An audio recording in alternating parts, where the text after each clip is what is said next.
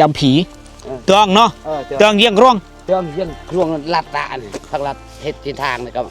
ยึดดุดนาอ๋อแกงมะฮุ่งเนาะปูมะฮุ่งอะแกงปืนบึ้งดูหาปืนดูมีผ้าห่มอันนี้บอกผู้บ่าวเขามาลมมานอนท่าผู้ชายอยู่นี่เนาะ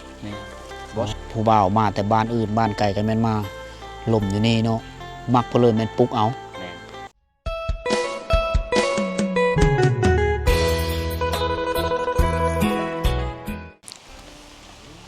ทักทายสบายดีพ่อแม่พี่น้องสบายดี FC ทุกท่านที่กำลังติดตามนะครับส้มตอนนี้คอยยังอยู่ที่บ้านละวิ่งละเวิร์นกับอาจารย์ทองศรีคือเก่าเด้อบ้านละวิ่งละเวิร์นเมืองเซโปนแขวงสวรรณเขตบ้านละวิ่งละเวิร์นนี้มีต้นกำเนิดมาจากบ้านละเวิร์นบ้านละเวิร์นในแต่ก้อนล่ะปู๊ตั้งอยู่ขอบเขตบ้านซบลู่นะเขาเอิ้นว่าตั้งอยู่ห้วยละเวิร์นเขาเลยซื้อว่าบ้านละเวิร์นตกมาฮอดปีประมาณปี2017หรือ18นี่แหละบ้านละเวิร์นก็เลยย้ายมาตั้งถิ่นฐานอยู่นี่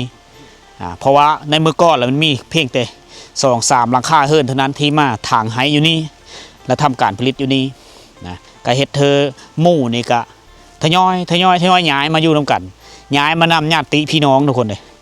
มีอายมีเอ่ยมาอยู่ก่อนแล้วบรรดาญาติพี่น้องก็ย้ายมาอยู่นำกันฉะนั้นมาอยู่นี่มันมีห้วยละวิ่งที่เป็นสายเลิศแล้วก็เป็นแม่น้ำที่ใหญ่นะชาวบ้านหาปูหาป่าอยู่ในแม่น้ำละวิ่งฮั่นก็เลยตั้งซื้อบ้านว่าบ้านละวิ่งเป็นภาษาท้องถิ่นแต่คำศัพท์ทางการน่ะเขาเอิ้นว่าบ้านละเวิร์นได้แต่ว่าห้วยละเวิร์นนี่ก็มีต้นกำเนิดมาจากบ้านตัวนี้แหละไหลตกเสื้อแม่น้ำห้วยลู่อยู่ที่บ้านชบสลูเขตจุดสุ่มเจียงตู้ไปแหละทุกคนสายทางออกไปเวียดนามนะอันนั้นจะเป็นห้วยละเวิร์นไหลตกอยู่พุ่นอยู่นี่เป็นบ้านละวิ่ง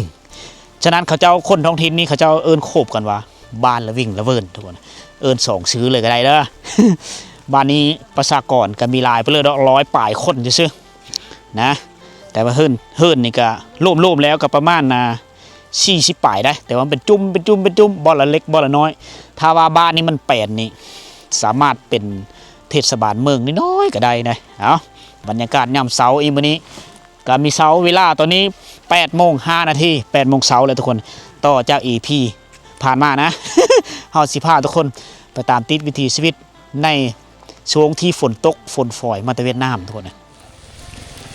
โอ้แซ่บเนาะ เฮ็ดลุย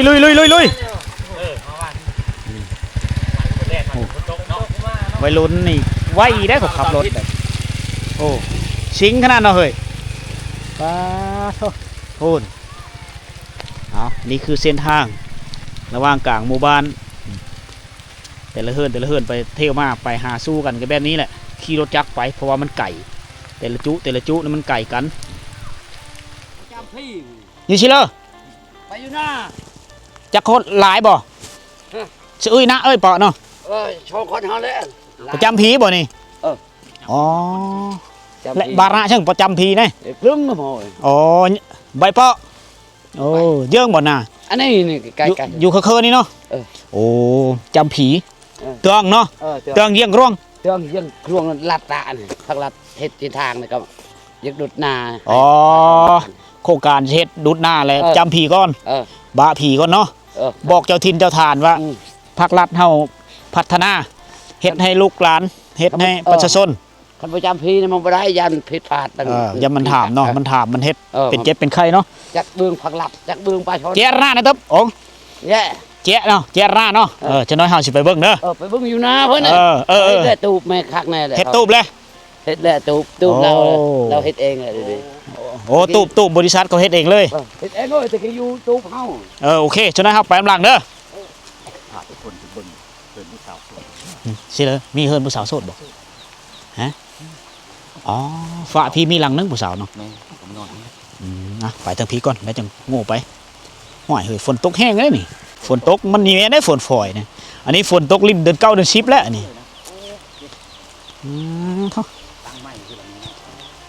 อันนี้ใบตองคอที่ชาวบ้านเอามามุ่งล่ะพวกที่พุ่นเพิ่นก็มุ่งใบตองคอ สามารถตัดเอาไปมุ่งเฮือนได้ด้วยนี่ตั้งเธอเลออยู่กลางบ้านอยู่นี่เลยมีเฮือนแปลนที่พักผ้าใส่มีเฮือนแปลนแล้วมีรถจักรการไปการมาก็ใส่รถจักรมื้อนี้ฝนตกแห้งนะทุกคนเซอร์เปะแล้วเบาสีหอมก็เบาทองสีนี่จังเลยก็อดทนพาทุกคนย่างเลาะเที่ยวชมหมู่บ้านก่อนฝนตกแห้งฝนก็มาเป็นห้าดอกฝนบอลต่ำเขาก็เจ้าอยู่พุ่นต่ำอย่างนี้ยามเสาผูกหลังนั้นจะเป็นเฮือนแปลนเลยบันส่วนองค์เอ้ยคนไหนเฮือนหลังนั้นเป็นเฮือนแปลนและเฮ็ดใหม่สดส่งออกแบบเวียดนาม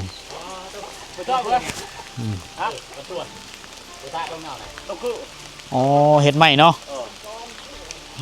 มุงหลังคาแบบสองหลังคาเป็นเฮือนแฟดจะด้วยแล้ววะตาดแวนเมนเฮ็ดกินนะลูกสาวก็ใหญ่แล้วกินข้าวกับยังกินข้าวกับมะฮุ่งกำลังแต่งอยู่เขากินในยามเช้ามื้อนี้เขาเจ้าน่าจะพักผ่อนละมันเฮาจะขึ้นเบิ่งเพิ่นเฮ็ดอยู่เฮ็ดกินแต่ว่าก่อนสิขึ้นเฮาก็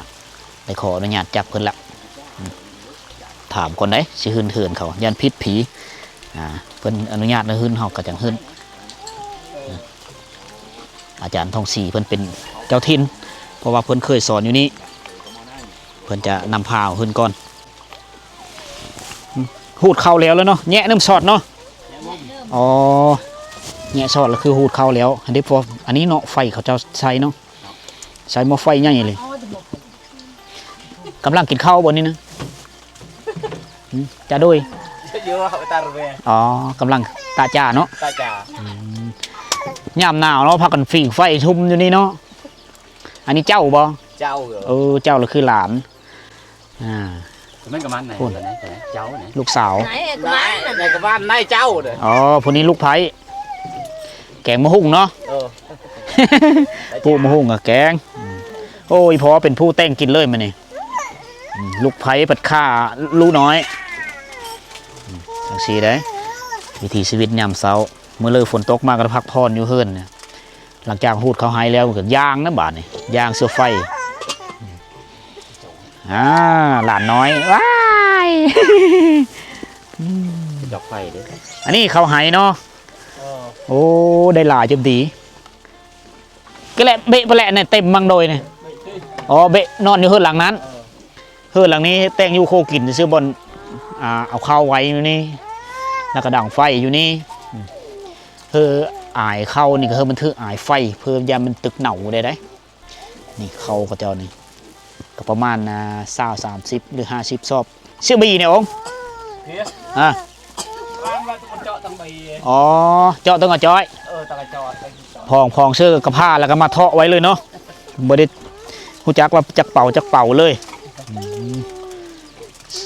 2 4 6 คนรายชิกระชัยน้ำหน่อยเจ๊กระมอน้ำแน่ไปไทย3 เดือนพุ่นจูบมือตัวเองแล้วโลมีกินน้ำจะมีต้มนึงก็เจอหลายๆอันนี้คือวิธีย่ำเสาทุกคนนี่บ่อนเพิ่นเฮ็ดอยู่เฮ็ดกินอยู่นี่เนาะแล้วก็เอาเข้าไว้อยู่นี่ได้โซนเบื้องนี้แหละเอาเข้าไว้เบื้องนี้แหละแต่งอยู่โคกินอันนี้ลูกสาวพ่อเพิ่นอันนี้เป็นผู้สาวเลยแล้วบนอยู่บนนอนเพิ่นอยู่เฮือนหลังแป้นพี่เพิ่นมีเฮือนที่ถาวรแล้วฟ้าลมฝนตกก็มีเปะมีซุ้มและย่ำหนาวก็อุ่นอันนี้เฮือนอยู่นะโซนเบื้องนี้จะเป็นอันเคาะเป็ดเคาะไก่เคาะแบติดกับขุมโบมนี่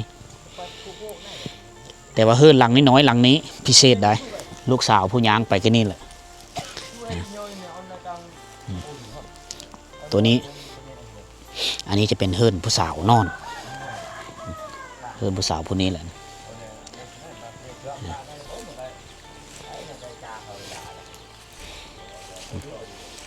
เฮียเบะได้บ่ซีนาเบะไหนบ่เซิงนะ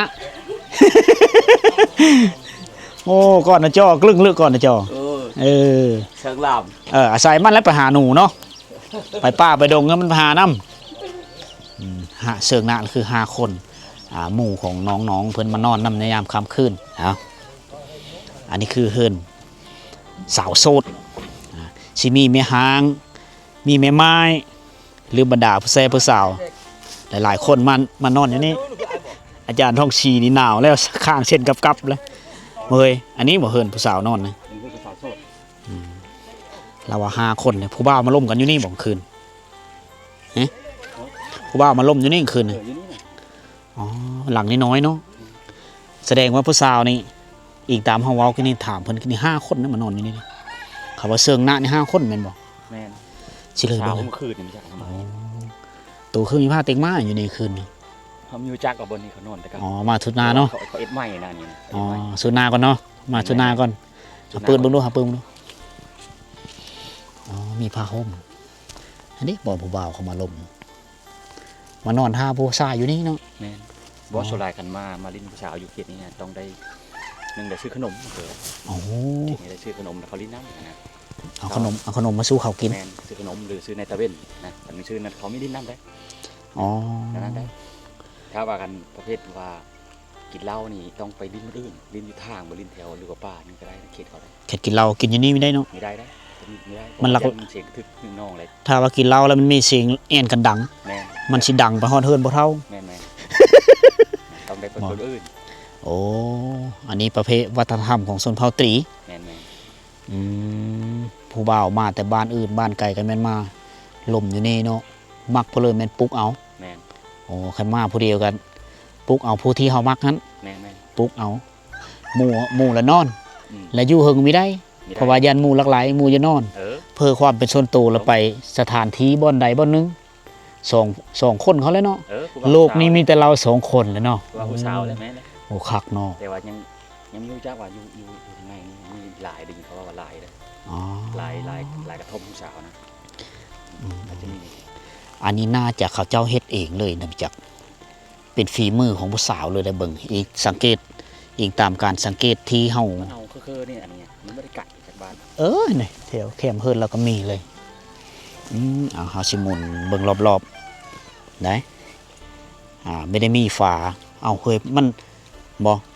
ผู้บ่าวเฮามาเขาไม่ได้อัดประตูเลยเนาะเอาไม่ได้อัดได้นี่เขาเปิดผ้าแบบนี้เลยขึ้นไปเลยเนาะผู้สาวนี่มักก็จำเป็นต้องได้ล่มไหมเนาะผู้บ่าวมาเนาะโอ้ยดึงแล้วได้ดึงแล้วบ่ดึงโบมออกได้ใครมีดึงเขามีลุกเอ้ยประเภทนี้แถวนี้นั่นเนาะถ้าว่าเฮาสุภาพอะไรกันแล้วไม่ได้ล่มเขาโอ้ยแล้ว ไม่ได้แอมไหมเนาะไม่ได้แอนเขาเขาเจ้าจะไม่ได้มีระบบป้องกันนิรภัยเด้อทุกคนเด้อถ้าว่าเฮิร์นเป็น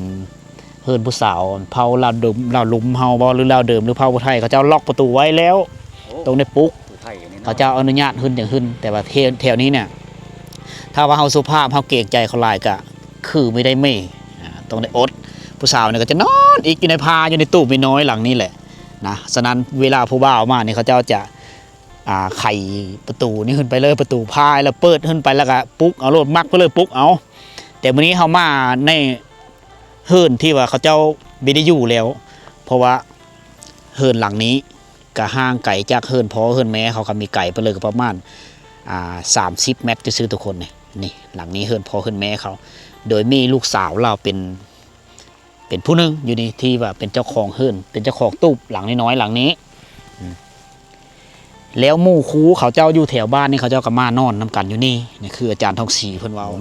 มีระบบป้องกันนิรภัยเขาเจ้าก็ตัดเอาใบตองคอมันตะป้าตะดงแคมบ้านนี่ก็มีหลายอยู่ใบตองคอนะฝีมือของผู้สาวเองแหละที่เฮ็ดเฮิร์นหลังนี้เป็นตู้เนี่ยพ่อแม่เขาเจ้าจะไม่ได้เฮ็ดเขาเฮ็ดเองเลยความสามารถของผู้สาวในโซนบทถือว่าเขาเจ้าเฮ็ดตู้เขาเจ้าเคยเฮ็ดมาแต่น้อยๆคือช่วงเห็นตีน้อยเขาเห็นต่ำเข้าเฮ็ดตู้เห็นค้าขายเห็นแต่งยูโคกินแหละผ่านขบวนการเห็นฮูมาเบิ่งจากผู้ใหญ่ทุกคนเลยผู้ใหญ่เฮ็ดนั่นเลยเขาเฮ็ดนั้นฉะนั้นเกิดเป็นสาวมาเขาเจ้าก็สร้างตู้ตัวเองได้เฮ็ดไว้นอนนี่แหละเพื่อความเป็นส่วนตัวนอนอยู่เทิงปะพ่อแม่คือว่าแหละพ่อแม่เขาเจ้าไม่ได้เฮ็ดนั่น ห้องไม่ได้คันโซมเฮ้อฉะนั้นลูกเป็นสาวแล้วเขาเจ้าก็แยกโตวมานอนนี่พี่ตื่นมื้อเช้ามาแล้วเมื่อเฮิรนเพ้อเฮิรนมั่นแหละเมื่อแต่งอยู่โคกินน้ำพอน้ำแม่เฮิรนเพ้อเฮิรนมั่นเอาเราสู่กันฟังเด้อ